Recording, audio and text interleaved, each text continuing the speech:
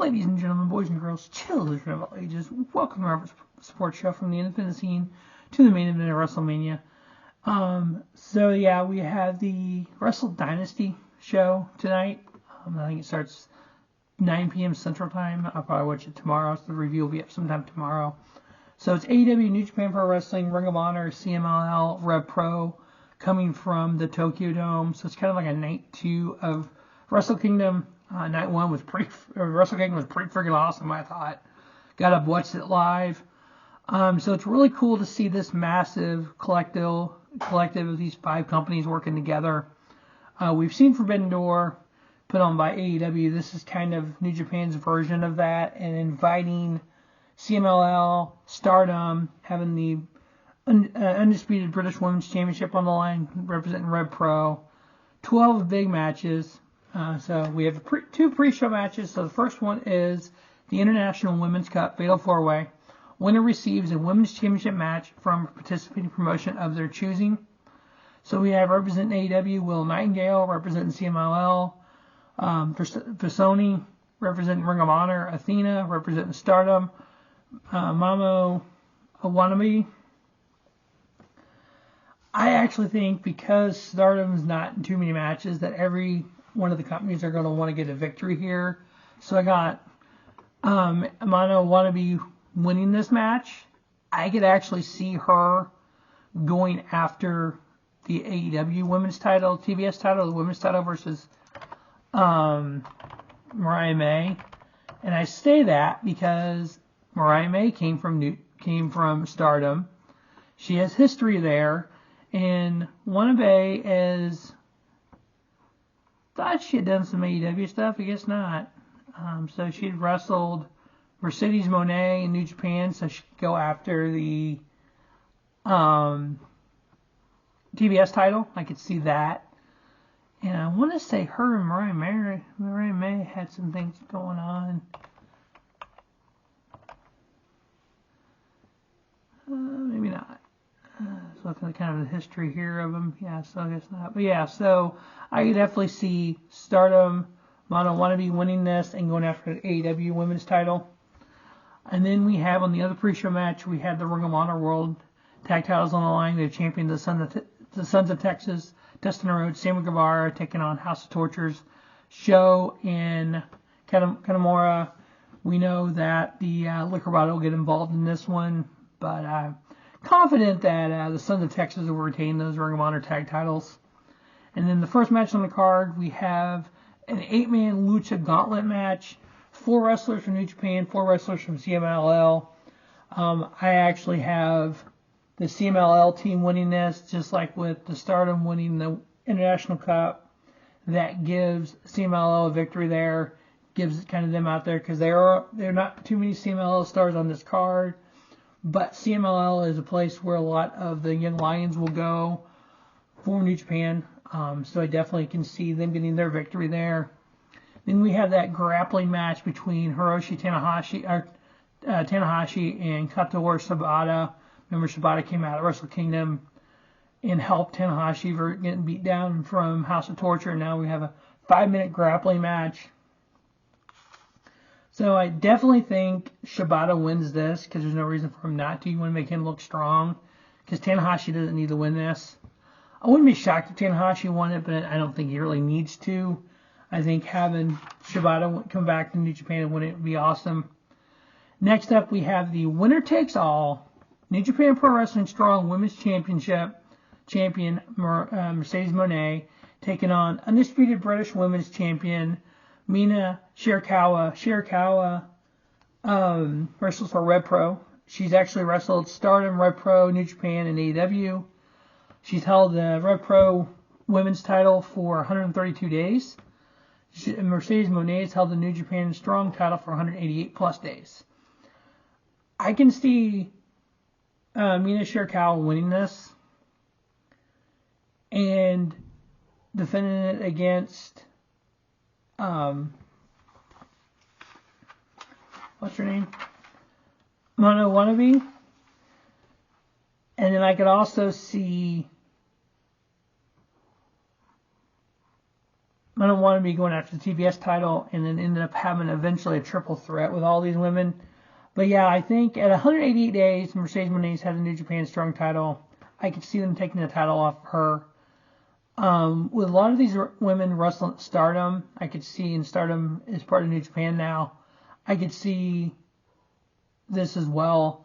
Plus, this also gives, like I said with CMLL, like I said with Ring of Honor, it gives Red Pro now a chance. There are women's titles on the line. The undisputed British women's title, they win. So it gives them a win as well. So they can say, hey, we went to this big Forbidden Door kind of gauntlet show and we won a match. So I got Mina Shirakawa winning the New Japan Strong women's title, which gives Mercedes Moné only the AEW TBS title. Next up, we have David Finlay, who lost the IWGP Global title, taking on Brody King of AEW.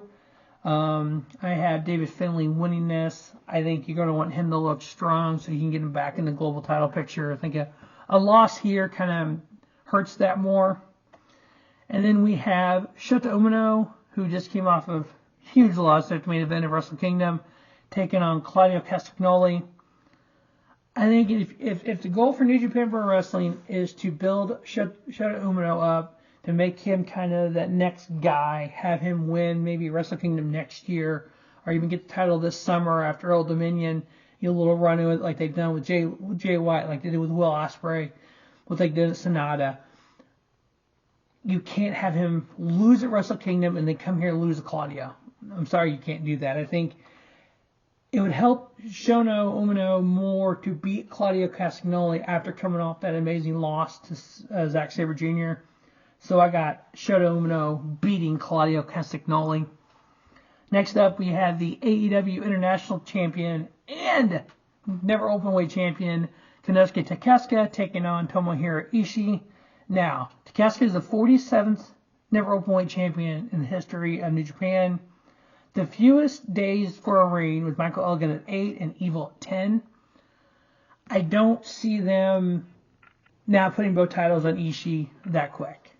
Now, if Shingo would have won the international title and retained his never Openweight title at Wrestle Kingdom, I could see them changing it here, putting it on Ishii.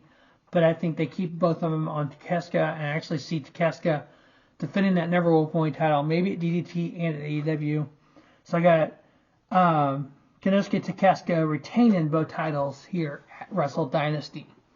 Next up, we have a triple threat match for the vacated IWGP Tag Team titles. With Hanare getting hurt, United Empire had to vacate the titles. So Great Khan is teaming up with another United Empire member, Jeff Cobb, to take on Los Ingobernables de Japon, the World Tag League winners, Tetsuya Naito and Hiromu Takahashi. They had an amazing match at Wrestle Kingdom. They're going to team up and go after the tag titles versus the Bucks of Youth, the Young Bucks, making their wrestling return. Matthew Jackson and Nicholas Jackson, Nick Jackson, the Young Bucks, Super Kick Party. I know there's been a lot of trash on AEW lately.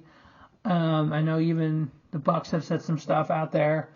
But you know what? Overall, professional wrestling is better when we have multiple companies like AEW, WWE, TNA, New Japan, and we have companies like AEW and New Japan and Stardom and CMLL and Ring of Honor all working together.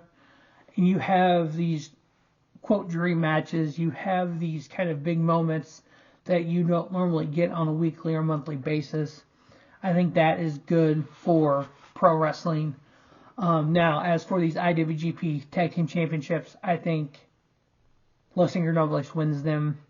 I think this is a way to kind of get United Empire, because they had to vacate it because Hanare was hurt. Because if it was an option just to do the Freebird World and swap out Hanare, they would have done that already. They wouldn't have vacated them. You know, I could see them having the Young Bucks win, but they haven't held the title since 2018. Now, Khan and Cobb actually held the titles for the United Empire in 2022. They held the titles 14 days. Los Ingobernables with Naito and Takahashi have never held that IWGP tag titles. This is part of LIJ hasn't. So I have the World Tag Leaders, LIJ, winning the tag titles here. Next up, we have the IWGP Global Heavyweight title line. We have champion Yoda Shuzi, who just won the title, taking on Jack Perry, the scapegoat. Fewest days anyone's held the global title was David Finlay at 50. Can you dump a title in a day? Yeah, for a new champion. Yeah, you can. There's no reason to. I think it's going to be a really good match, and you'll have Suzy winning the match there, retaining his global title. And then next up, we have Kenny Omega taking on Gabe Kidd. Now, Gabe Kidd is the New Japan Pro Wrestling Strong Openweight Champion. Title is not on the line, as of what I know. Will that change? I don't know. I know Kenny Omega's got a new song. This is his first match back in quite a long time. He had a very, very serious infection.